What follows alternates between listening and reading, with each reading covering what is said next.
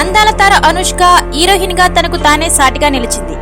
ఈ అమ్మడు ఎప్పుడూ వైవిధ్యభరిత కథలను ఎంచుకుంటూ సినిమాలతో బిజీ అవ్వాలనే చూస్తుంది, కానీ పెళ్లి చేసుకుని స్థిరపడాలి అనే ఆలోచన ఇప్పటి వరకు రాలేదు.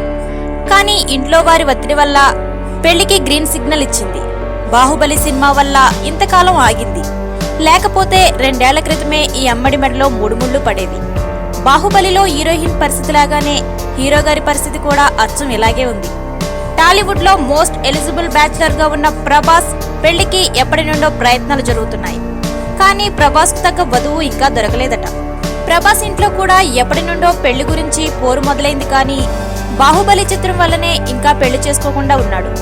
ఈ చిత్రం ఈ నెల 28న విడుదల కానుంది.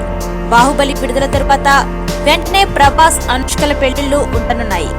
ప్రభాస్ అనుష్కల పెళ్లిళ్లు కొంత విరామంతోనే జరగనున్నాయి. అందుకు ఇద్దరి ఇంట్లో కూడా ఇప్పటికే సన్నాహాలు మొదలు పెట్టారు.